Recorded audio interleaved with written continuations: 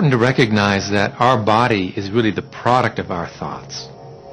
We're beginning to understand in medical science the degree to which the nature of thoughts and emotions actually determines the physical substance and structure and function of our bodies. We've known in the healing arts of a placebo effect.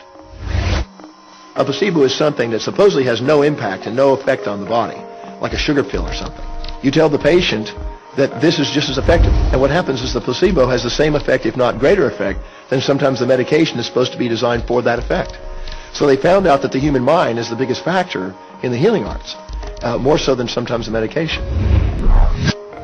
If somebody is in a situation where they're sick and they have an alternative to try to explore what is in their mind creating it versus using medicine, if it's an acute situation that could really bring death to them, then obviously the medicine is a wise thing to do while they explore what the mind is about. So you don't want to negate medicine. Every form of healing has a place. There is only a stream of well-being that flows, you know. It is a stream of pure positive energy. And the universe, all that we know, is abundant with only that. This is a world that is based upon well-being, and well-being dramatically abounds. And when you are allowing that stream to flow in its fullness, you feel very, very good. And when you are pinching it off a bit, you feel not so good. There is only a stream of goodness or well-being which you are allowing or not. And your magnificent emotions are telling you what the mix is, how you're doing in your allowing or your resisting of this connection. You know people who have had terminal disease. Stop and think of the word dis-ease. Hyphenate the word. That's a body that's not at ease. We've got 1,000 different diagnoses and disease out there. They're just the weak link. They're all the result of one thing: stress. And you put enough stress on the chain, you put enough stress on the system, and one of the links breaks. Our physiology creates disease to give us feedback, to let us know we have an imbalanced perspective and we're not loving and we're not grateful. So the body's signs and symptoms are not something terrible. The question that's frequently asked is when a person has manifested a disease in their body temple or some kind of discomfort in their life, through the power of right thinking, can it be turned around? And the answer is absolutely yes. On November 23rd, I was diagnosed with breast cancer. I truly believed in my heart, with my strong faith, that I was already healed. During the day, all day long, I would just say, thank you for my healing. On and on and on I went, thank you for my healing.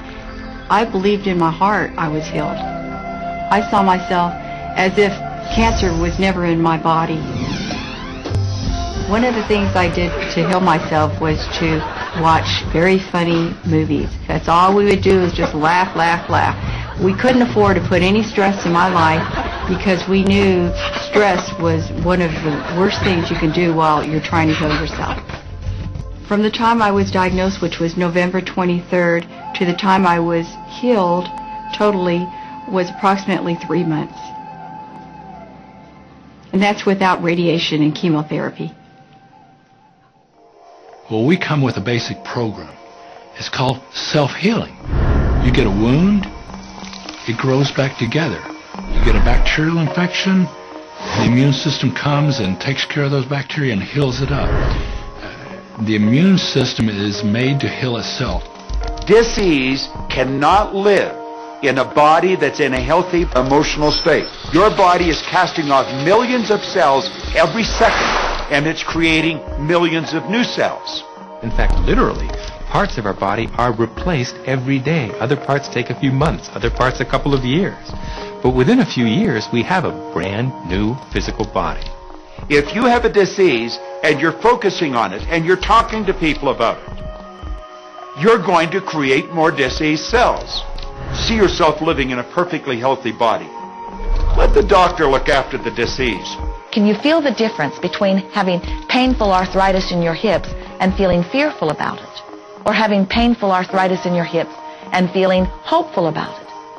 The difference between fearful and hopeful is the difference between recovery or not. Happier thoughts lead to essentially a happier biochemistry, a happier, healthier body. Negative thoughts, stress, has been shown to seriously degrade the body and the functioning of the brain, because it's our thoughts and emotions that are continuously reassembling, reorganizing, recreating our body. Remove physiological stress from the body, and the body does what it was designed to do. It heals itself. I've seen kidneys regenerated. I've seen cancer dissolved. I've seen eyesight improve and come back. I always say that incurable means curable from within. You can change your life, and you can heal yourself.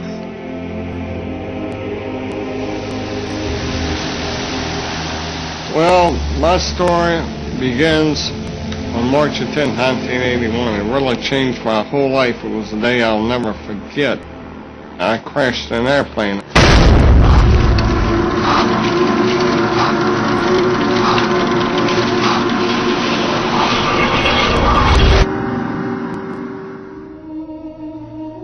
I ended up in the hospital completely paralyzed. My spinal cord was crushed. I broke the first and second cervical vertebrae.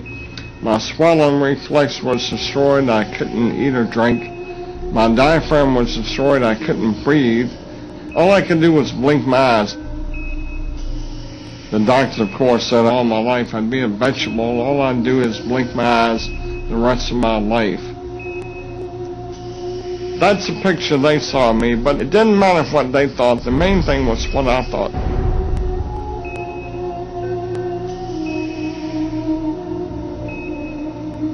I pictured myself being a normal person again, walking out of that hospital.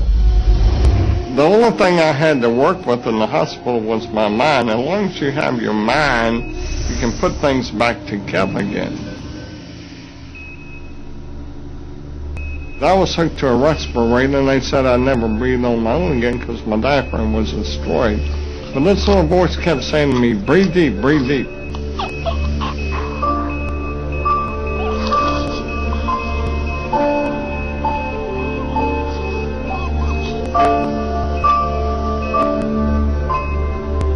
Finally, I was weaned from it. They were at a loss for an explanation. See, I could not afford to allow anything to come in my mind that would distract me from my goal and from my vision.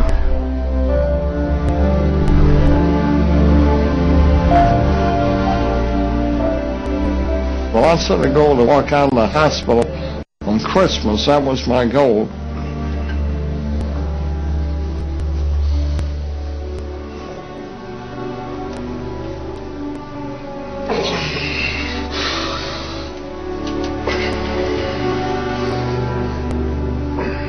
Eight months later, I walked out of the hospital on my own 2 feet. They said it couldn't be done. That's a day I will never forget.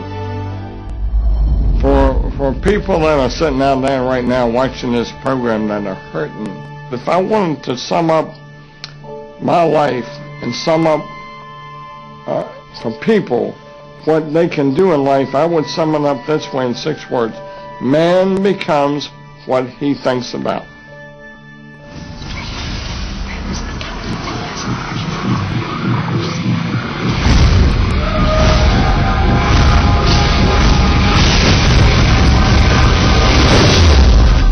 We notice that there are so many people who are living life in a very conditional way. They look out and they see things that are wonderful and they say, yes, we want more of those. We would vote for that. We would support that with our time and energy and money. But then they look out and they see things that they do not want, terrible things that they do not want to live and that they do not want to see others live. And they say, we've got to do something about getting rid of those things. But they don't realize that as they push against the unwanted, they add power to it. In this world, there is a war against poverty and a war against cancer and a war against teenage pregnancy and a war against terrorism and a war against violence and a war against terrorism. We mentioned that there's a war against terrorism, and all of this pushing against is only adding to, because you can't say no and make it go away. When you shout no, law of attraction is lining that up.